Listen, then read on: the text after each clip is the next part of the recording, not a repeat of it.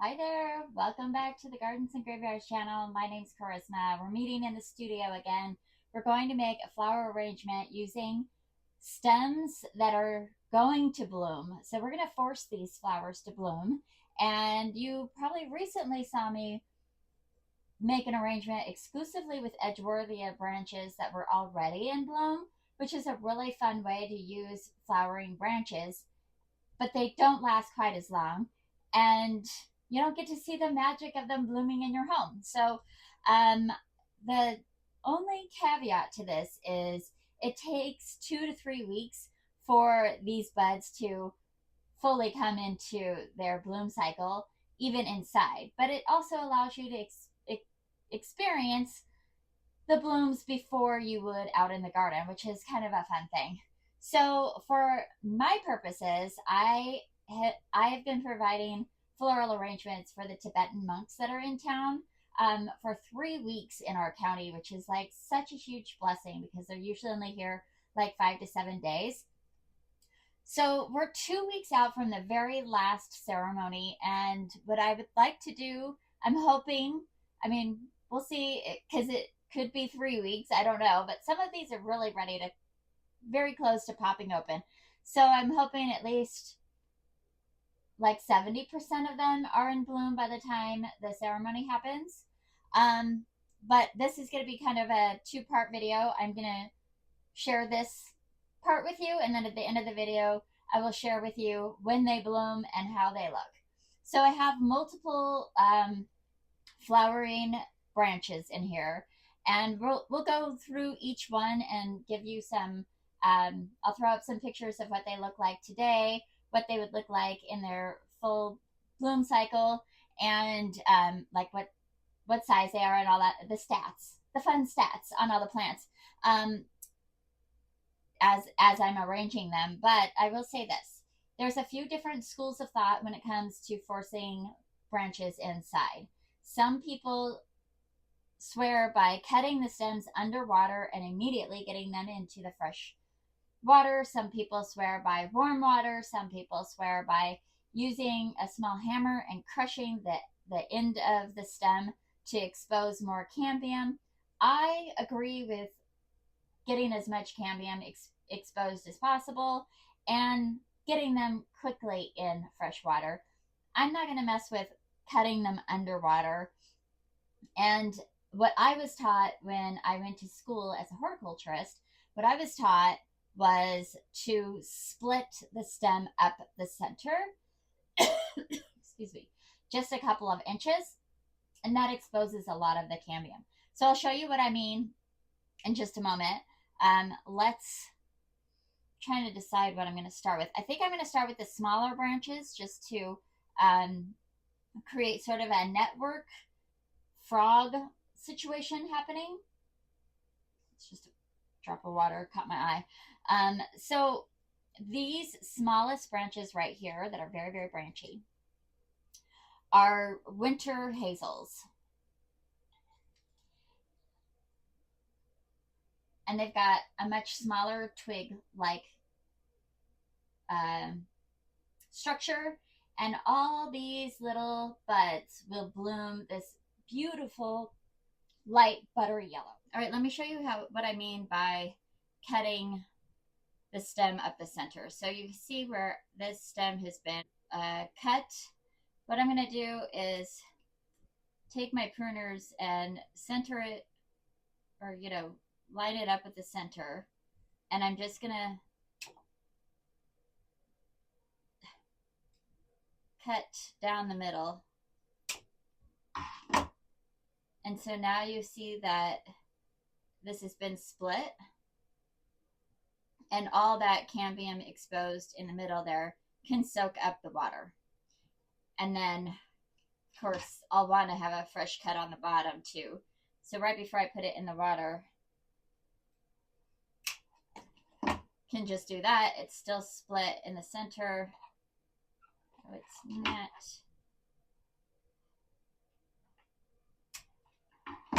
Okay. So now it's got a fresh cut on the bottom. It's split up the center. And now I can stick it in the water. and know that it's going to soak up all the water that it needs. All right, so let's go ahead and start working with these branches. I'm going to stick this one in the water now because we just cut it. Hopefully that's all we need. And this one. So like I said, okay, so the example that I shared with you was a flowering cherry. So this is a flowering cherry, a weeping cherry, and then this one is the winter hazel. Now you're going to notice some debris in this water, and that's okay because as soon as I'm done making these arrangements, I will empty the water and fill it up with fresh water and floral food so that it's there's no debris in it. So I have a package of floral food from like a grocery store or something. We'll put that in the vase that these are going to live in. I find that when I work with branches, they tend to be a little bit more like little bits of them fall off as I'm arranging them. So we'll just account for that as we go along. Right. So we don't want too much of these little branches underneath the water. Although sometimes it's fun to have a few just for some interest, especially in these clear containers.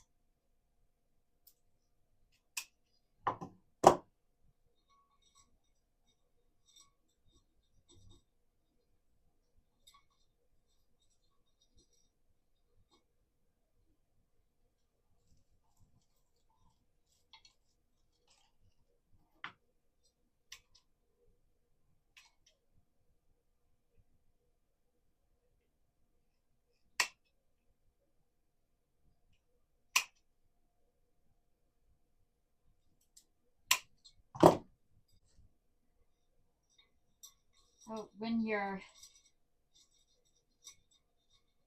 pruning your shrubs, you typically will just make a clean, straight cut. And it's not necessary to do an angled cut. That's an old myth. But when you're pruning or when you're preparing your branches for a floral arrangement, you want to create an angled cut because that's how you're going to really expose a lot of cambium. And that's important to do when you're making these arrangements because you want to make sure that it can take up as much water as possible.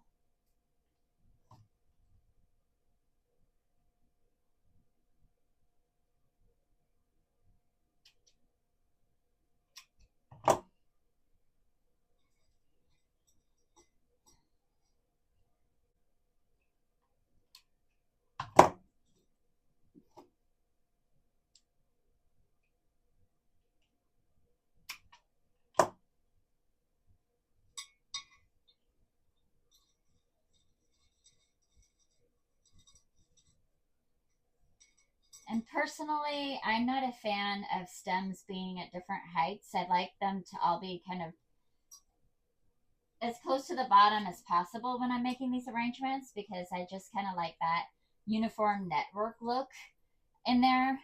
Another thing that some people will do is like wrap up some honeysuckle vine or grapevine and make a little nest and put it down in the bottom just to kind of give it some kind of interest under the water, which is an interesting idea, but I'm not doing that this time.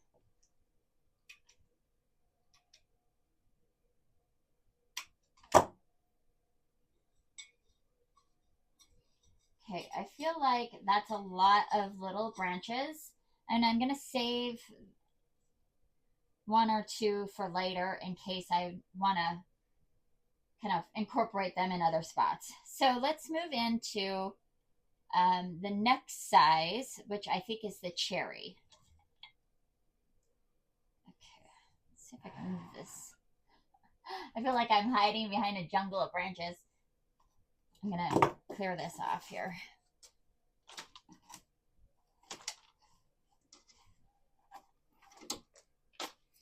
Okay, so now I have cherry branches, and they would have been hanging this way because it's a weeping cherry.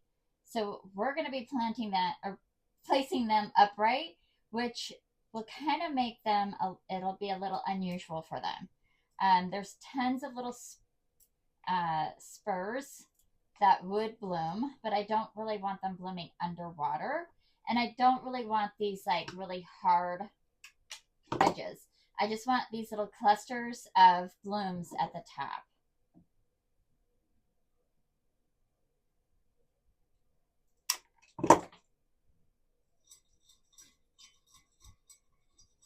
I like that they're a thicker branch and they've got like little clusters rather than little sparklies in comparison to our winter hazel. Now, this branch doesn't appear to have any blooms at the top, just a couple down on the bottom, which would be underwater, so I'm not going to keep this branch. Okay.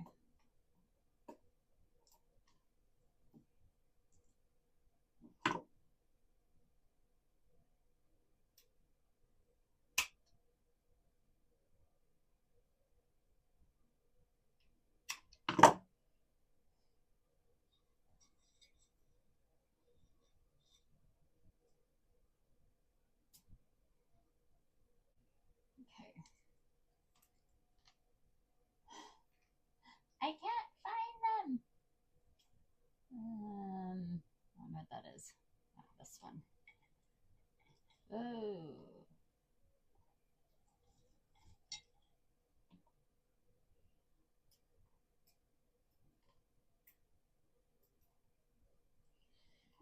You guys, if this works, it's gonna be so cool. And I have no idea if they will start blooming at the same time, or if we're gonna just have like, you know, if we're gonna have like a bloom cycle thing happen. No, it's gonna be super interesting to find out. So this is also a cherry, but it is a newer branch. See, it would have been weeping, a new branch, so it's a lighter color and just kind of more wispy. Still don't want anything blooming underneath.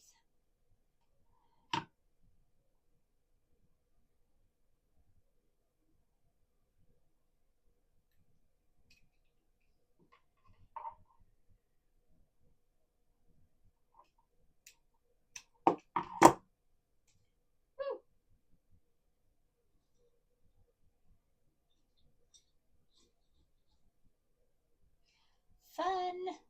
All right, this is all Cherry japonica. This is the winter hazel.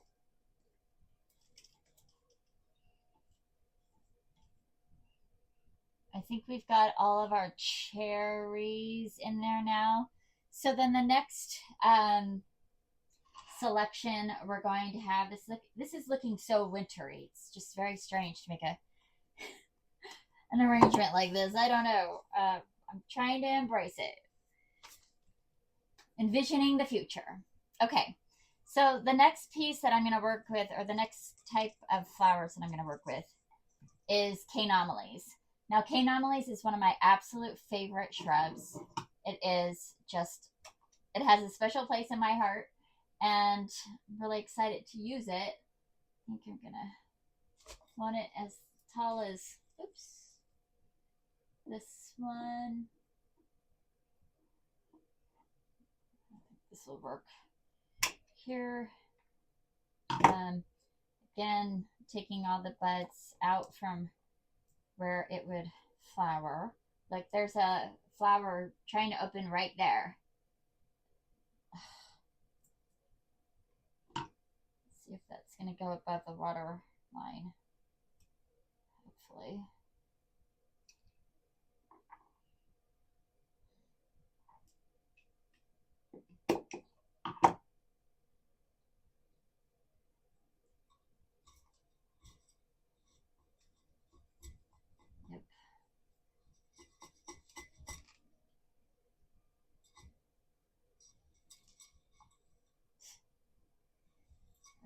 kind of like a tingly mess. Okay.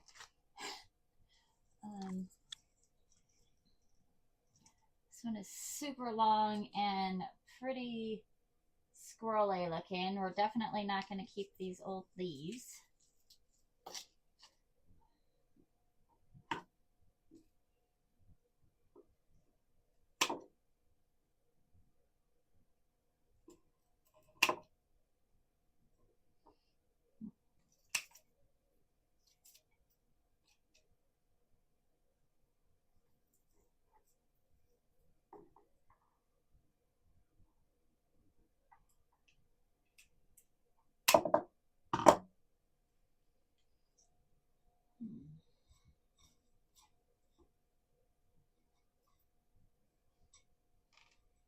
Trying to get them all to face out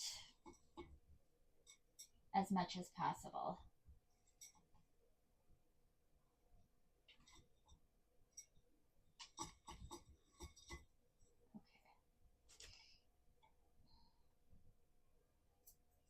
Some old leaves on here. I'm not seeing buds on this one, so this one has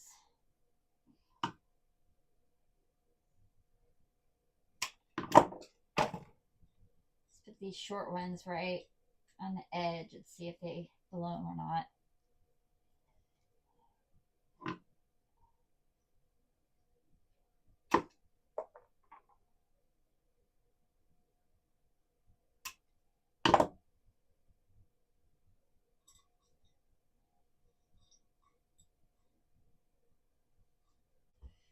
When I graduated from horticulture, I got my degree in horticulture in 2010 from the Clackamas Community College. And when I graduated, I got a tattoo in commemoration and celebration of the cane anomalies in bloom.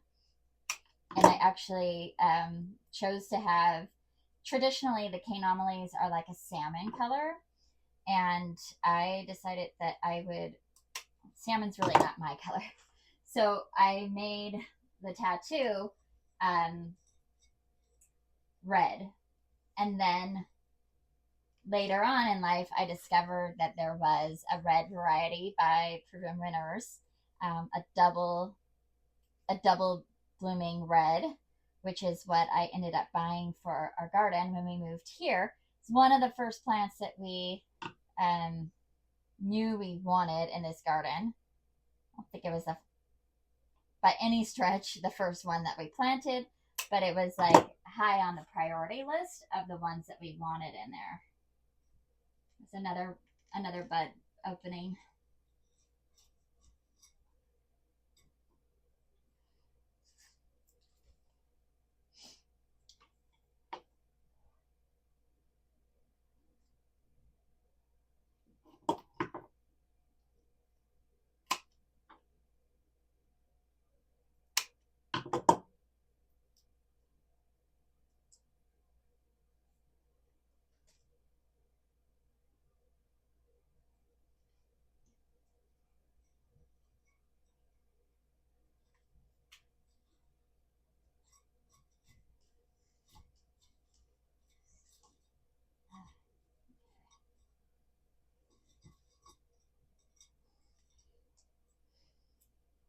It's looking pretty wild.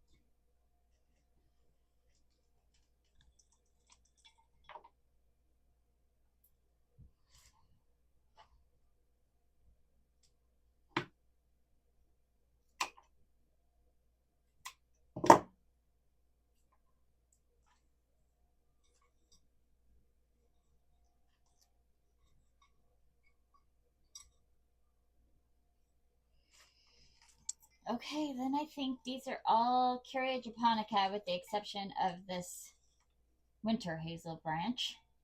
So now we'll go into those. The Curia japonica is a bright yellow, just a true, clear, beautiful yellow. And so we'll have the buttery yellow, the deep red, and the bright yellow, and then the cherry blossoms are this apple blossom pink color, really sweet. Oh, there's another Curia japonica, or Curia, another Canomales, or otherwise known as a flowering quince. You can't miss any of them. I need them all. Okay. All right, so let's get into this Curia japonica, which we've used in arrangements before. It's very branchy and crazy. But this time they're not in bloom at all, and we're just gonna see how they respond to forcing. Oh my goodness. Okay. And these, they're very branchy. I think I'm just gonna like, if I've got a branch out like this, I'm just gonna hold it in like this. See what I'm doing? Like this. And stick it in there because these have really good buds on them, and I want to make sure that I have as many flowers as possible. I'm just going to start snaking these in. Oh gosh, almost feel like I should be wearing I should be wearing some eye protection with this arrangement. Oh my gosh. Okay. They're kind of exploding now. This one has a lot of fantastic color.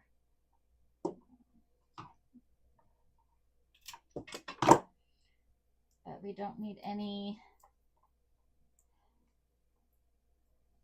underneath the water. Ugh, look at all that color. Oh my gosh, I'm so excited. Okay.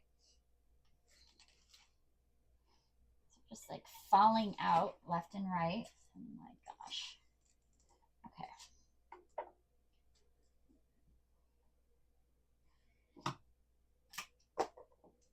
Might be wondering why I have such long whips, and it's just because I didn't want to cut things out on the branch, or I didn't want to cut these off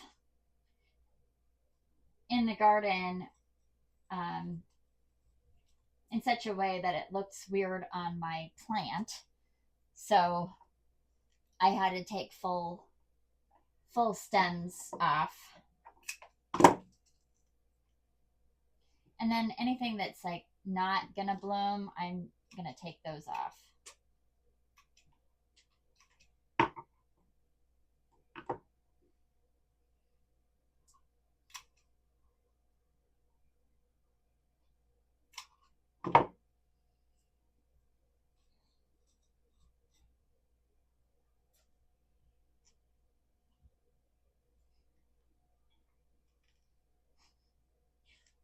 Okay.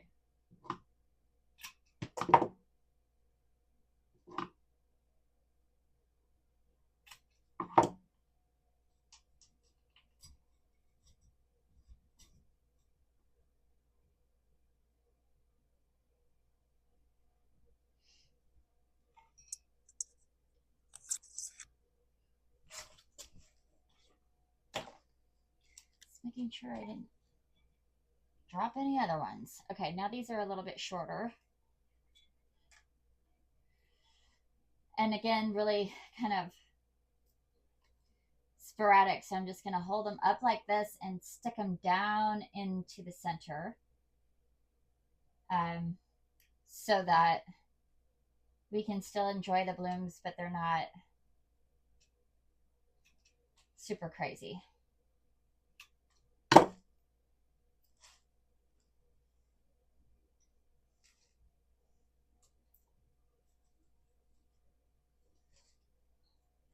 It's going to be really fun with a lot of yellow right in the center with the the buttery yellow of the winter hazel, and then the bright yellow of the Curia japonica. Super fun. Okay, this one.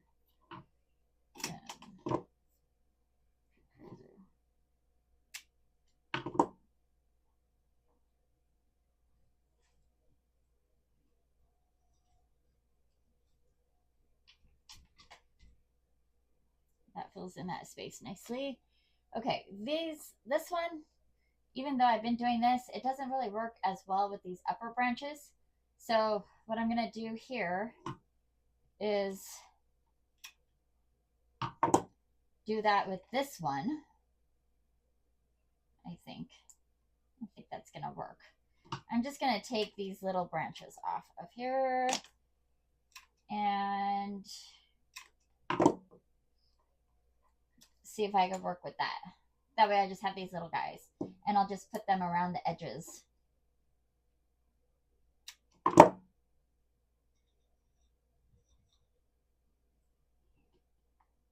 They have so many blooms on them. The potential is amazing. I'm excited about it.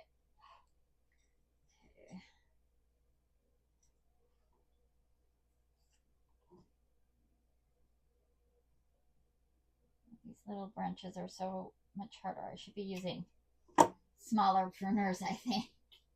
Would be better, but oh well, it's fine. And this one's super tiny.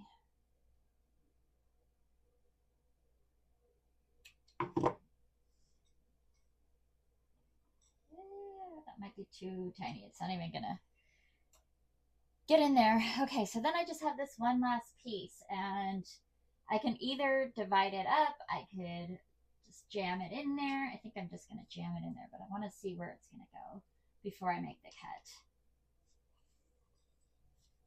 It's a little bit more congested on this side, and it's kind of a little bit empty over here, so I'm going to stick it in over there with the branches sticking out.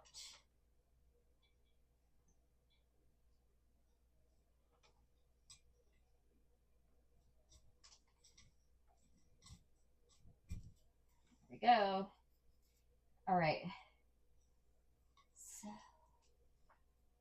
just kind of manipulate these around a little bit.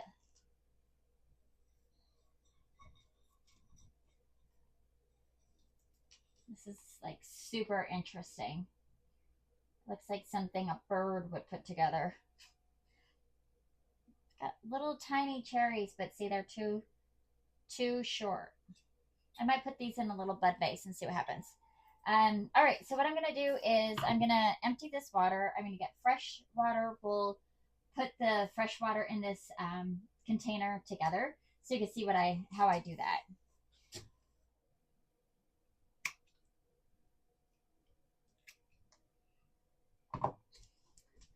My friend Katie from Rain or Shine Gardening gifted me this little vessel the last time we met. She had some rosemary from her garden in it, and I think it's a perfect little bud vase. It'll be so pretty if those little tiny cherry blooms blossom for me, and we'll just have that as a personal gift. And this will be an altar gift for the Tibetan monks. So what I've got here is a little bit of warm water, and then I've got a little bit of floral food, and I'm just going to use half this package for this time. And with the forced branching or forced flower branches, how do you say that? When you're forcing branches to flower, you want to make sure that it has clean water all the time, because it can, standing water can start growing bacteria and that kind of thing. And that's not going to be helpful when you're trying to make these bloom. So I just use about half of a package here, and then I'll just save the other half for the next time. And I typically refresh the water let's put this in here, every 3 days or so. And I had a stick somewhere. Okay, I've got one of these things that a little card goes on. I just want to dissolve the floral food a little bit. And then what I'm going to do is I'm going to just lift this whole bouquet out. I'm going to hold on to it so it doesn't change shape. And then this is when I can notice if there's anything down low that I want to remove or anything that looks kind of funky. I'm going to empty this out, which when you're doing these projects in a place without a sink, it's kind of difficult. Like, I would like to rinse that out. I'll most likely do this at my sink from this point on, but I just wanted to share with you what we do here. And then I just stick these all right back inside.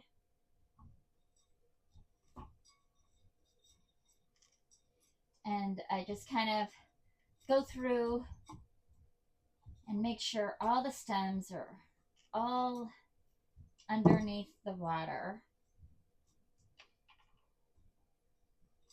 by just pushing them down.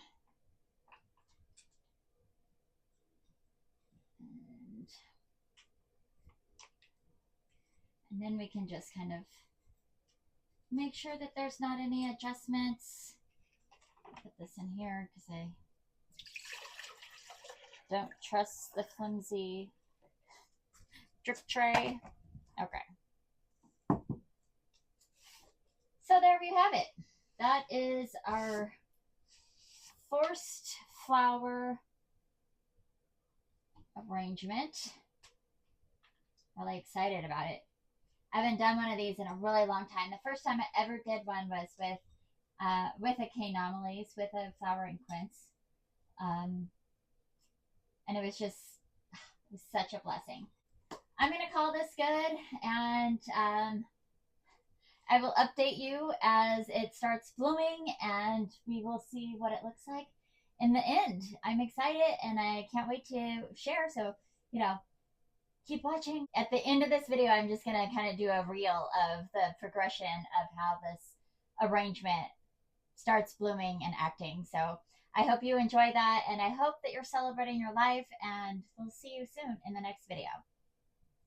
Also, if you've forced branches to bloom in the past, please tell me in the comments below what your favorite branch is to force to bloom, or if you've just had experience doing it, what you used, and what your experience was, if you liked it and if it did well, and if you have any extra tips and tricks, we'd love to hear about them.